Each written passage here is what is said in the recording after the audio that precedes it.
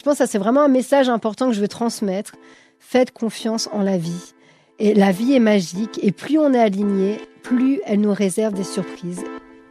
La vie suit son cours, et un jour, changez tout. Il suffit parfois de changer de lieu pour changer tout, ou du moins pour en avoir l'impression. Changement de décor ne veut pas dire systématiquement changement de vie, encore que quand on quitte les Outre-mer, ou bien que l'on y arrive et que l'on s'y installe pour la vie ou pour quelques années, il y a forcément quelque chose de fondamental qui se produit. On épouse une autre culture, une autre météo, on entre dans un fuseau horaire différent, on prend de nouvelles habitudes, bref, l'illusion de vivre tout autre chose est totale. Pour Oriane, qui croit fermement en la destinée et dans les petits et grands signes qu'elle sème, sa venue de l'Hexagone en Martinique ne doit rien en fait au hasard. Encore que c'est lui qui a désigné l'île comme étant désormais le lieu de la vie d'Oriane, la soumettant ou l'obligeant à bien des changements dans sa conception même de la vie. Oriane, une rencontre signée Federica en Martinique. Vous écoutez le podcast Changez tout.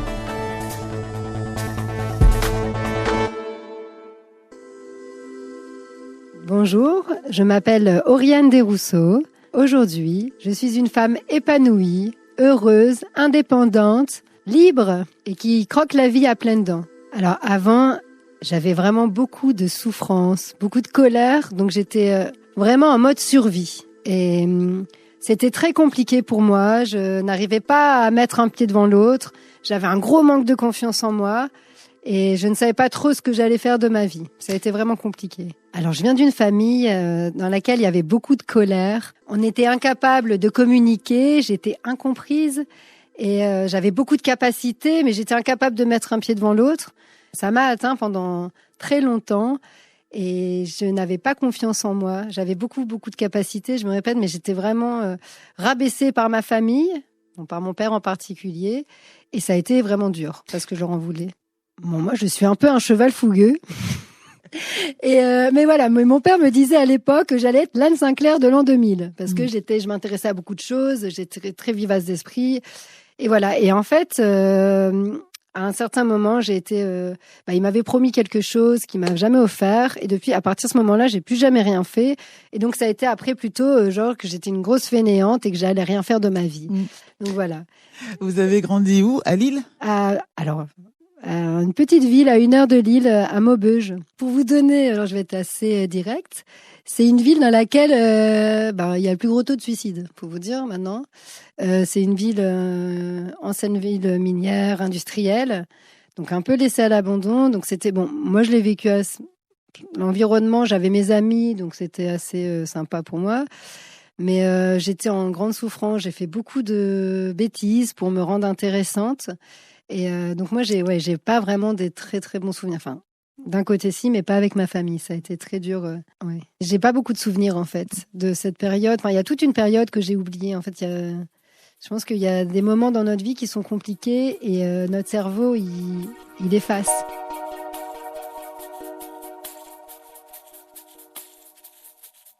À quel moment avez-vous ressenti la première fois qu'il vous fallait absolument tout changer, tout au moins commencer à changer quelque chose dans votre vie? Alors, ça a été quand j'étais en école de commerce. Donc, j'étais avec ma sœur de cœur, Karen, qui est belge, que j'ai rencontrée aux États-Unis. Et en fait, on était très différentes, mais on s'aimait beaucoup et on s'aime toujours. Elle m'a apporté beaucoup d'amour et elle m'a fait prendre conscience que la vie pouvait être autre chose que de crier. Parce que moi, dans ma vie, j'entendais que des cris. Il n'y avait aucun soutien de la part de ma famille. Et en fait, elle m'a montré autre chose et je me suis dit, oui, en fait, on peut vivre autrement. Et ça, je pense que ça a été un premier déclic à mon éveil, parce que c'est vraiment un éveil que j'ai vécu à différents niveaux. Comment avez-vous pris la décision de changer, pas simplement de changer, mais de tout changer? En fait, la décision, elle s'est faite au fur et à mesure de la vie. Bon, ça a été long, très long. Ça a duré sur plusieurs années. Et en fait, au fur et à mesure de la vie, j'ai pris conscience, parce qu'au début, moi, j'avais beaucoup de souffrance, beaucoup de colère, comme je vous l'ai déjà dit. Et c'est vrai que ça a été compliqué de vraiment, déjà me rendre compte que j'avais cette colère et cette souffrance. Et donc, le travail, après, ça a été compliqué aussi de me dire, OK, j'ai besoin d'aide, j'ai besoin d'être accompagnée. Parce que en plus après, donc je vais plus loin, j'avais un bac +5, je parlais 4 langues, je me prenais comme une moins que rien parce que j'avais été rabaissée toute ma vie. Donc j'ai été voir beaucoup de thérapeutes, une consultante en ressources humaines qui m'a beaucoup coachée, enfin vraiment. Et au fur et à mesure de la vie, vraiment tout s'est fait naturellement. Ensuite, il y a eu un peu cet éveil aussi de conscience par rapport à la vie. En fait, la vie, c'est autre chose que ce que la société nous inculque depuis toujours. Nous ne sommes pas juste des petits bonhommes posés sur la terre, nous sommes beaucoup plus. Et donc, ça a été tout un cheminement. J'ai pris conscience de beaucoup de choses grâce au bouddhisme. Et comme j'ai un cerveau qui intègre bien les informations, j'ai intégré beaucoup d'informations là-dessus. Donc moi qui étais cartésienne, qui était vraiment coupée de tout ça, ça a été compliqué parce que je sentais après même l'énergie passer en moi. Donc il y a de l'énergie qui circule, qu'on en ait conscience ou pas. Et donc voilà, et ça a été tout un cheminement. Et après, j'ai appris à m'aimer aussi, plus. Et donc ce don qui est venu, et au début, je le canalisais pas du tout. J'allais voir les gens, j'étais complètement déconnectée. Et bref, j'ai fait tout un travail encore énorme pour être qui je suis aujourd'hui maintenant. La première pierre, je pense que c'est dans le temple bouddhiste, là, cette prise de conscience où, alors moi, j'étais très, très cartésienne, mais vraiment, ma sœur, elle me parlait du bouddhisme et du yoga. Je disais, dégage avec tes trucs de perché. Donc, pour vous dire à quel point j'étais vraiment coupée de tout ça. Et comme je suis curieuse, voilà, la curiosité n'est pas un vilain défaut, bien au contraire, quand c'est bien placé. Et j'ai été voir par moi-même et je me suis rendu compte, en fait, que, déjà, quand je suis arrivée, il y avait une atmosphère très spéciale, très apaisante. Et ça a été très compliqué. Parce que, en fait, d'un côté, j'étais dans ma prison dorée et car j'arrivais pas à l'exprimer à l'extérieur, en fait. À cette époque-là, voilà, j'assume ma vie. J'étais au RSA où je faisais des jobs alimentaires où ça se passait pas bien parce que comme je dis toujours ce que je pense, les patrons n'aimaient pas que les petites fourmis disent ouvrent leur bouche, disent les choses comme elles sont. Et donc voilà, donc j'étais beaucoup au RSA, à fumer le cannabis. Et donc c'était vraiment très très compliqué parce que j'étais vraiment dans ma prison dorée. Et voilà. Et puis il y a aussi me libérer de mes conditionnements. En fait, c'est ça qui est compliqué, c'est de se libérer de ces conditionnements, de ces croyances limitantes.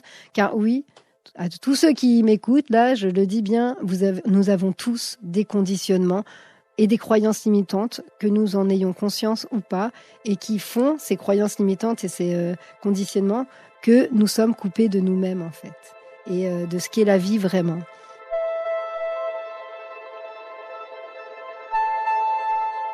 Déjà, moi, avec ma famille, ça a été très compliqué. Là, c'était encore plus compliqué. Alors, clairement, ils pensaient que j'étais dans une secte et c'était encore plus éloigné de moi. Donc, très logique. Hein.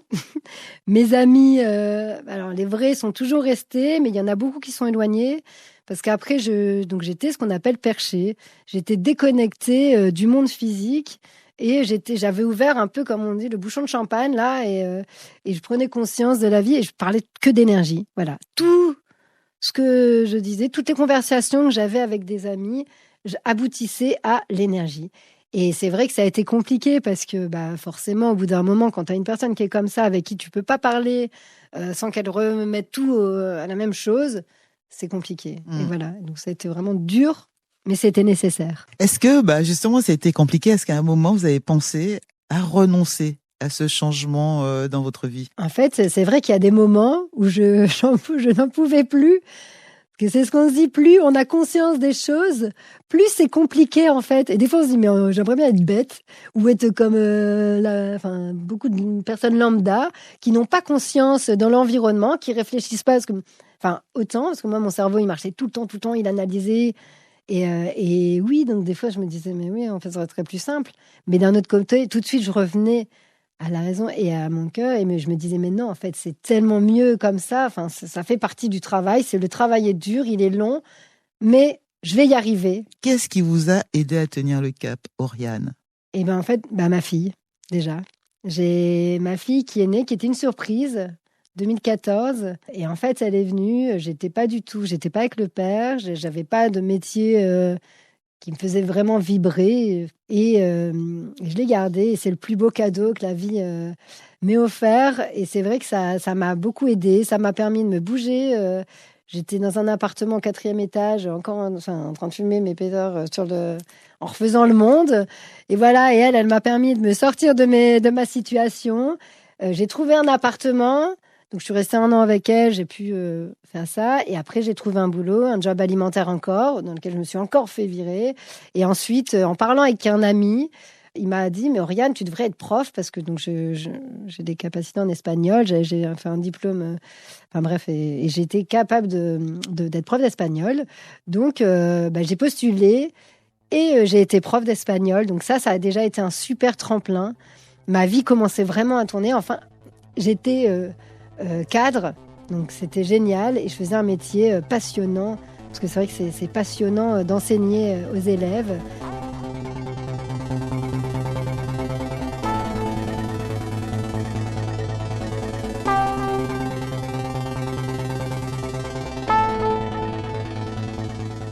Après avoir été prof, j'étais 3 ans enseignante et ensuite je suis venue en Martinique en vacances. Et en fait, à la base, ce qui est marrant, c'est que la vie, c'est vraiment un truc de ouf.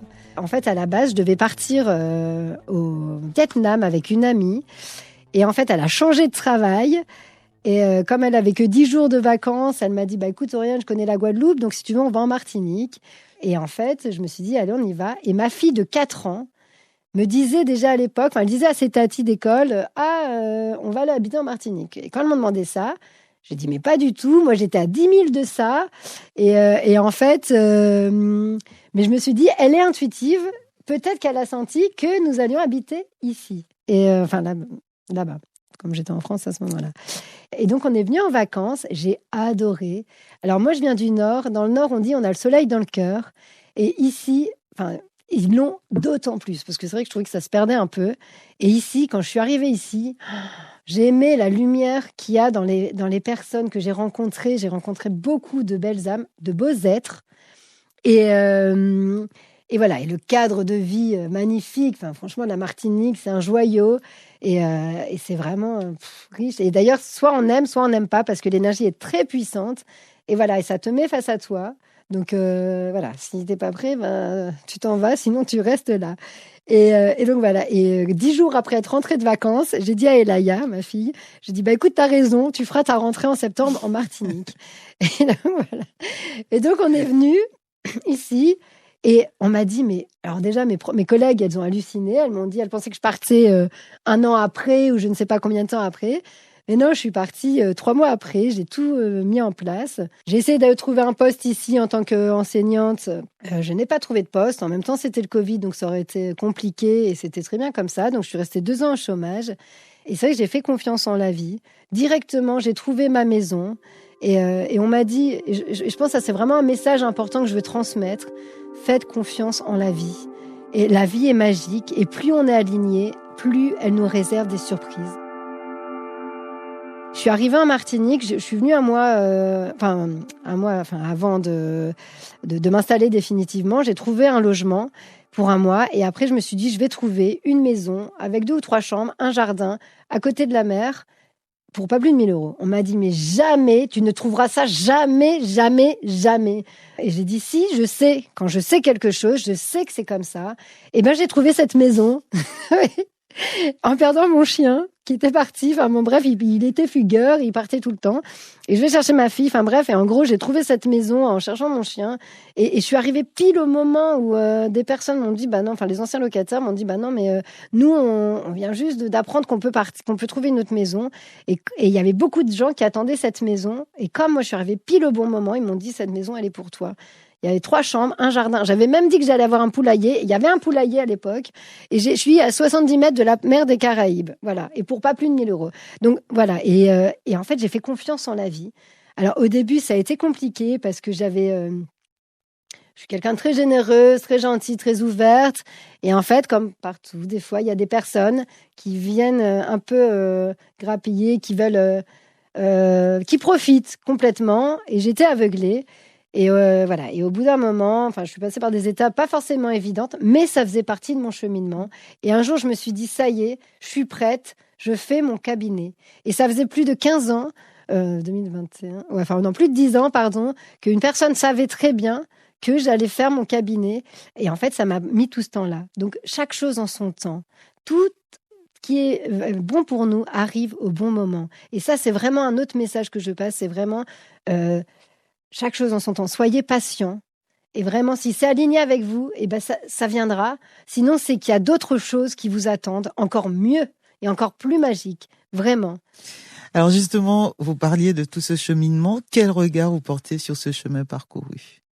Franchement, je suis heureuse et je suis fière de moi d'avoir fait tout ce travail. Parce que je vois des gens que je fréquente, de ma famille, je ne sais quoi, qui sont toujours dans les mêmes souffrances, dans les mêmes colères, dans les mêmes trucs. Et je me dis, merci mon Dieu, merci moi-même. Mais vraiment, merci Dieu, la vie, on l'appelle comme on veut, l'univers. Et merci moi-même de m'en être sortie. Parce que franchement, la vie, elle est beaucoup plus simple. Et c'est tellement... Elle est magique, vraiment. Je suis presque gênée de vous poser cette question. Avez-vous eu des regrets d'avoir changé tout? Déjà, pour moi, on ne doit pas avoir de regrets. On doit assumer ce qui nous arrive parce que tout ce qui nous arrive doit arriver. Voilà, ça c'est clair. Et non, aucun regret. Vraiment. Et ce que je dis, c'est si je dois recommencer, je recommencerai la même chose parce que toutes les épreuves par lesquelles je suis passée étaient nécessaires pour en être arrivée là. Et aujourd'hui, il m'arrive des situations qui sont pas forcément évidentes à gérer, mais que je gère avec beaucoup de simplicité, avec beaucoup de lâcher prise. Et le travail, je continue au quotidien à le faire sur moi. Mais avant, la Oriane d'avant, qui était toujours dans son mental, cartésienne et coupée d'elle-même, elle aurait été en dépression, clairement. Et là, maintenant, je me dis non, c'est bon, tout est parfait, tout est juste. Et ça arrive parce que ça a sa raison d'être. Et si telle chose doit venir, ça viendra en son temps. Et donc non. Je me suis débarrassée de mes boulets que je traînais. Et juste un exemple, pendant des années, j'en voulais à mes parents. Je disais, alors j'ai eu un bac +5 parce que j'avais beaucoup de facilité sans faire grand-chose. Mais je disais, mais j'aurais pu faire l'ENA, j'aurais pu faire ce que je voulais, j'aurais pu faire avocate. Mais voilà, après, j'avais acquis une telle fainéantise que ça a été compliqué parce que j'étais en manque d'amour. Et à partir du moment où je me suis dit, mais stop, Oriane, t'es venue ici, t'as choisi ta vie. C'est ce qu'on dit, on choisit notre vie avant de naître. Bon, après, ça... On y croit ou pas, mais c'est tout. Et voilà, en tout cas, j'ai choisi mes épreuves pour me faire grandir. Et si j'avais pas vécu tout ça, je ne serais pas qui je suis aujourd'hui. Je le redis, mais c'est vrai. Et donc voilà. Et quand je me suis débarrassée de cette rancœur, de tout ça, je me suis vraiment libérée. J'étais vraiment beaucoup mieux.